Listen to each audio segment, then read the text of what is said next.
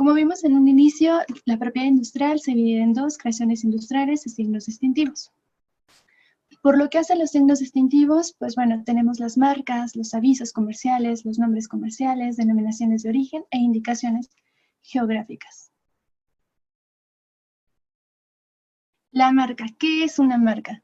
Atendiendo a la Ley Federal de Protección a la Propiedad Industrial, pues se entiende por marca todo signo perceptible por los sentidos y susceptible de representarse de manera que permita determinar el objeto claro y preciso de la protección que distinga productos o servicios de otros de su misma especie o clase. Este concepto, pues bueno, se ha ido implementando a través de las reformas y bueno, actualmente con la intención de incorporar lo que son las marcas no tradicionales. Anteriormente, pues solo era aquello que fuera visible, por lo tanto, pues los olores o los sonidos, pues no eran susceptibles de protección. Ahora, ¿qué puede ser considerado como marca? Pues tenemos las denominaciones, las letras, números, elementos figurativos y combinaciones de colores, así como hologramas. El que está en la parte superior, Nick Teja, de hecho es un holograma, pues nada más que no pude conseguir la animación. También tenemos formas tridimensionales, tenemos la botella de Don Julio, que es una de las más antiguas que antes había. Por sonidos, pues bueno, no sé si escucharon al inicio, la marca de Stere es ya una marca registrada, una marca sonora. Tenemos los olores, también el nombre propio de una persona física. En este caso tenemos la marca de Tania Moss, que es de joyería, y su titular es Tania Moss Baran. También hay otro tipo de marcas que se implementaron, que es una pluralidad de elementos operativos o de imagen. Veremos algunos ejemplos para que quede más o menos claro qué tipo de cosas puede ser susceptible a protección mediante una marca. Ahora, como les comentaba, derivado de las reformas, de hecho, desde la reforma del 10 de agosto de 2000, bueno, que entró en vigor el 10 de agosto de 2018, se implementaron lo que son las marcas no tradicionales. La primera marca en solicitarse fue la Sonora, fue esta solicitud 2088-121 de Coca-Cola, que se describe así: melodía generada por 5 tintineos y a partir del tercer tintineo se escucha un sonido de una bebida gaseosa sirviéndose en un vaso. A ver, vamos a escucharla nuevamente. Ok. Pues bueno, esta sí fue la primera marca solicitada y como sabrán, pues sí es diferente, ¿no? No es como simplemente la marca, la denominación o el logo o la forma tridimensional como lo teníamos habitualmente considerado. Tenemos también la marca olfativa. La primera solicitud que se presentó, de hecho, el 10 de agosto fue a cargo de Hasbro y, bueno, se describe de la siguiente manera, ¿no? Consistente en una pasta para modelar, de modelar del juguete con olor a combinación dulce, un tanto musgosa de una fragancia con tonos de vainilla, con pequeños acentos de cereza y el olor natural de una masa salada a base de trigo. Todos conocemos lo que son las pastas para modelar de Hasbro y en este caso, pues estamos ante una marca olfativa. Esta también ya es concedido, es un registro a cargo de Hasbro Inc. Otra de las marcas no tradicionales que tenemos contempladas actualmente dentro de nuestra legislación es la imagen comercial. Esta imagen comercial que implementa pues todos los elementos de colores, o sea, todo lo que implica el producto, vaya.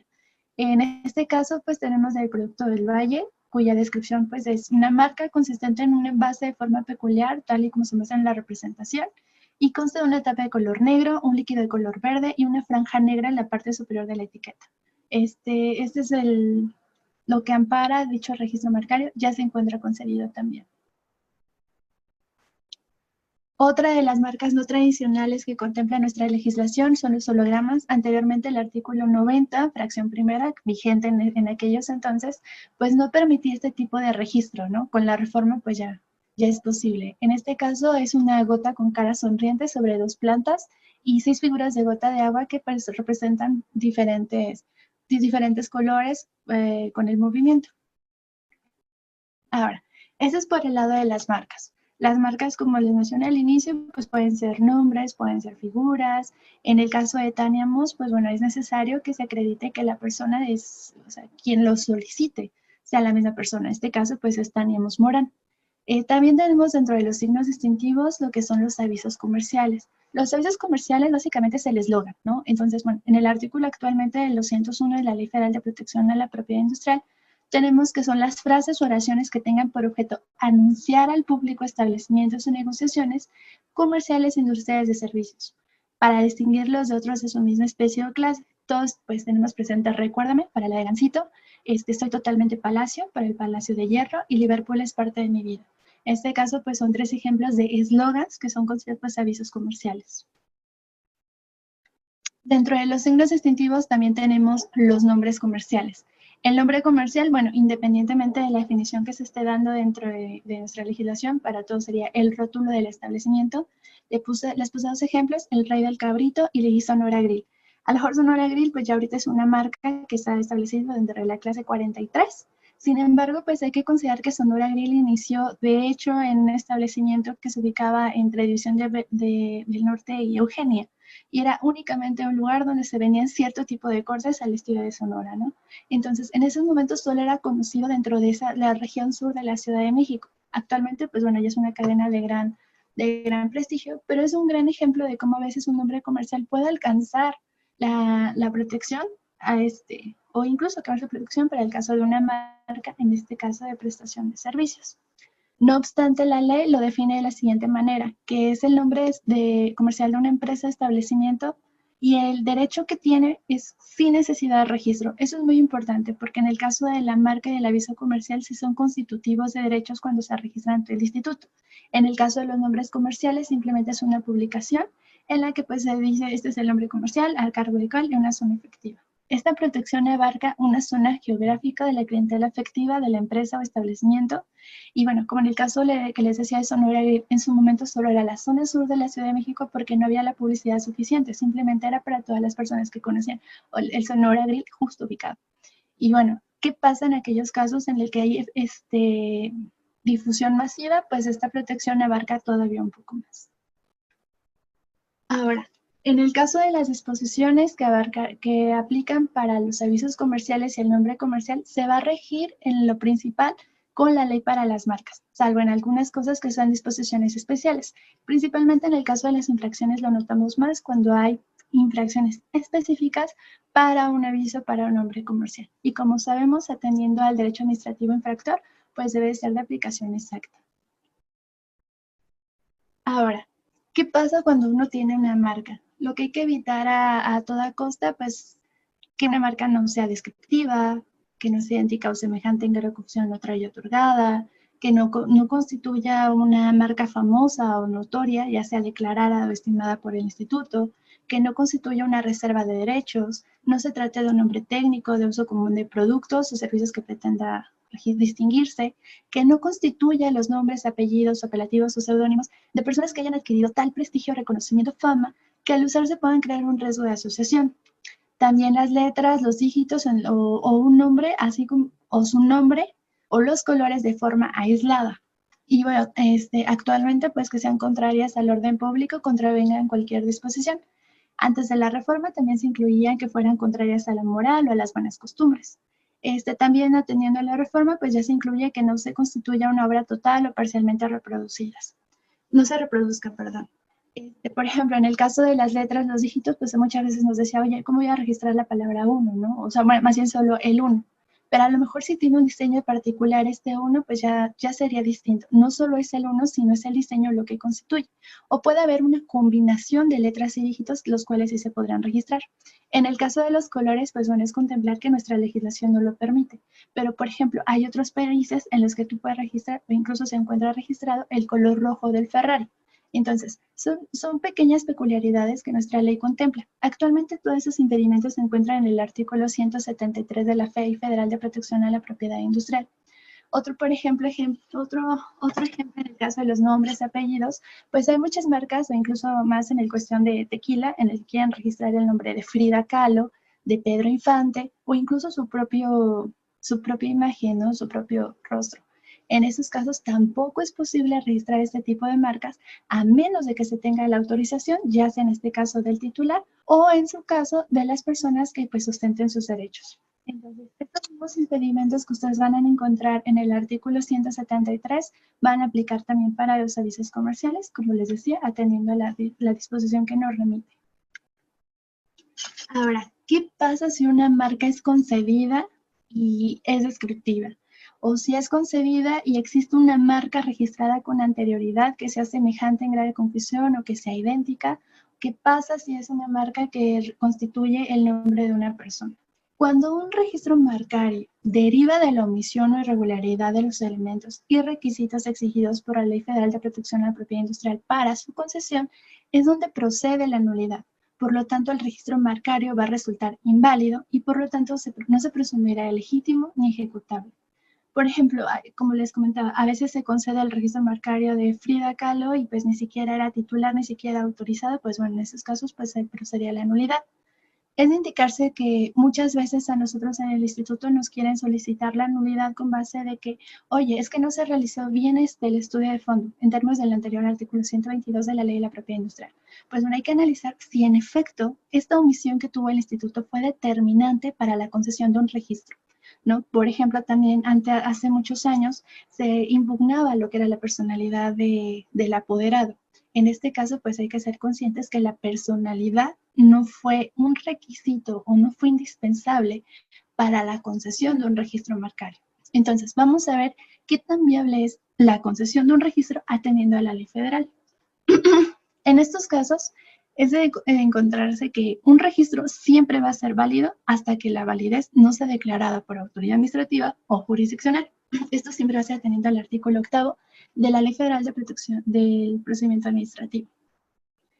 ¿Qué pasa en los casos de la nulidad? ¿Cuáles son sus efectos? Cuando el instituto declara la nulidad y ya es cosa juzgada, este registro destruye retroactivamente sus efectos hasta la fecha de su otorgamiento. Es como si absolutamente ese registro jamás hubiera existido. Entonces, esta parte es muy importante y ojalá lo tengan presente para los casos de infracción o en otros casos en los que declaramos la nulidad.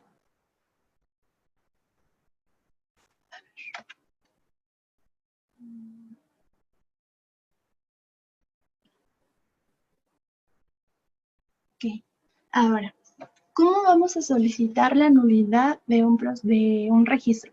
De hecho, ya sea la nulidad, la caducidad o la cancelación, va a ser conforme al procedimiento que vimos la clase pasada. Se va a presentar una solicitud, se va a admitir. En este caso, el emplazamiento, al momento que se emplaza, se le va a otorgar un mes a la otra parte para que conteste. Se contesta, se admite, se abre periodo de alegatos y finalmente se resuelve. En este caso, únicamente se va a resolver en dos sentidos, se declara o se niega. A partir de la reforma que entró en vigor el 5 de noviembre de este año, puede haber nulidades o caducidades también parciales. ¿Qué pasa en el momento en que se declara la nulidad parcial o la caducidad parcial? Se sienta en el título respectivo.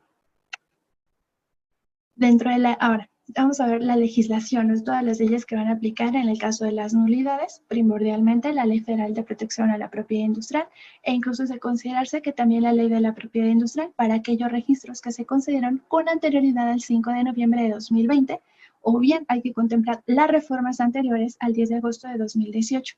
Esta parte es muy importante. ¿Por qué? Porque a veces cuando se concede la nulidad o más bien, cuando se solicita la nulidad de un registro marcario, se va a atender a la fecha de concesión. Entonces, ustedes al momento de solicitar una nulidad va a ser al tenor del artículo 258 de la Ley Federal de Protección a la Propiedad Industrial, vigente actualmente, pero en contravención a la ley que hubiera estado vigente a la fecha de la concesión del registro marcario.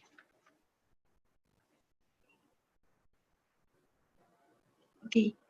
Entonces, otra de las legislaciones que vamos a ocupar es la Ley Federal del Derecho de Autor, no en todos los casos, hay casos específicos como cuáles en aquellos en los que se haya concebido y se reproduzca el título de una reserva de derechos, o en su caso, pues se reproduzca una obra, ya sea total o parcial, o en el caso de las obras también algunas peculiaridades.